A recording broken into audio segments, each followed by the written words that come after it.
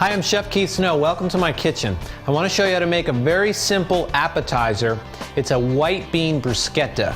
And what bruschetta is, essentially it's toasted bread with some type of topping on it. Sometimes you've seen tomato and basil, but there's plenty of different variations, and I want to show you one today.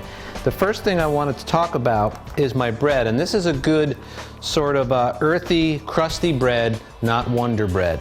And what I did was I took this and put it on a dry little griddle to toast it.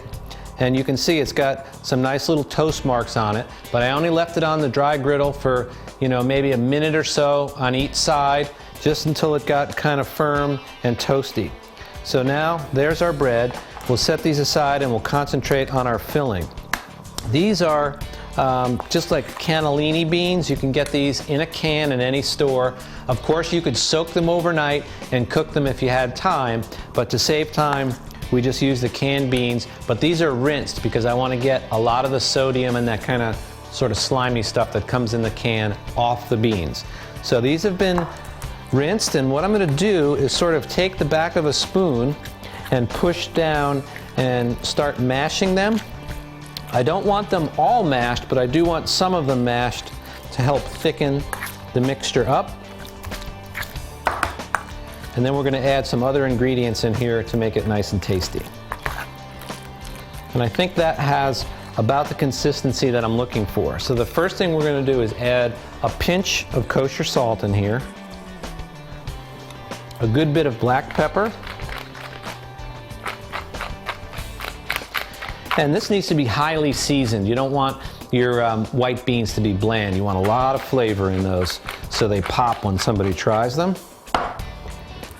And now we'll take a good extra virgin olive oil, give a good healthy drizzle of that. That's about 2 tablespoons.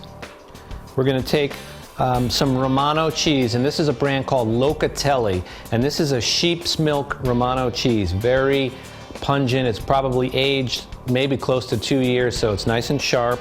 We'll use a little rasp, and we'll get some of this cheese in here, and that should do it. Just kind of mix these ingredients through. Great flavor combinations here. And now we need to add some parsley. This is just flat leaf Italian parsley. I don't use that curly parsley. So we'll take some parsley and a little knife, and we'll just kind of whip through it. Actually, I don't even need my little board. We'll go right on this big board and just put a little chop on this parsley. It can be rough. It doesn't need to be perfect. That's fine. Throw that in there. And now I want to show you our roasted garlic. And roasted garlic is very easy to make. Essentially what I did was cut off the top of the garlic. I poured a little extra virgin olive oil, some salt and pepper, placed it in a 325-degree oven, kind of closed up like that for about 40 minutes. And that will produce some beautiful roasted garlic, and you can see the gorgeous mahogany color.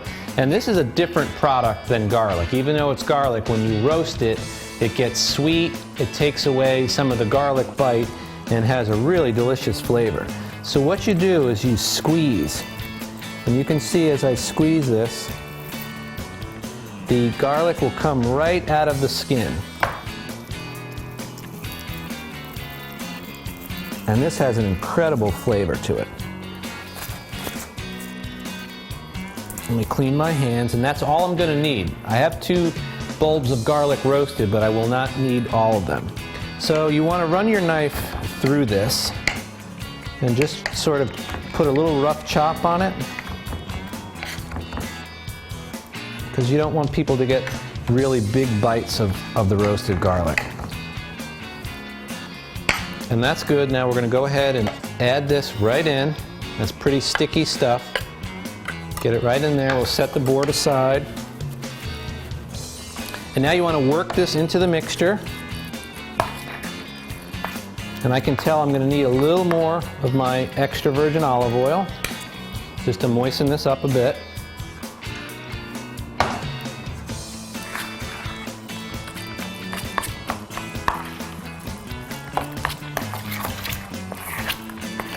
And now the most important thing that you can do is taste this. So I'll grab a spoon here, because if this is bland now, it's going to obviously be bland when you put it on the bread. And it needs more salt. So we'll put another pinch of kosher salt on there, some more black pepper, and a little more of our Romano cheese. Again, these are appetizers, finger food, and when people take one of these guys and take a bite, you want them to have an explosion of flavor. You don't want a bland topping. So we'll mix this through, and now we're ready to simply make our little breads here. We'll take our toasted bread, and we'll put some of that right on there. And then we're going to place it on a nice decorative plate over here to serve it. And these can be done probably about an hour. You could toast the bread several hours ahead, maybe 3 hours ahead, and then you could put the topping on about an hour ahead. And when your guests arrive, you have your appetizers on the table. So you want to mound up some of this beautiful white bean concoction on there. What we'll do is reach over and take a little more of our parsley and just put a few pieces around. This is rustic Italian food. Throw a few pieces, and then I would take your extra virgin olive oil and just do a little drizzle. And there you have a great rustic appetizer, white bean bruschetta. Give this one a try at your next dinner party.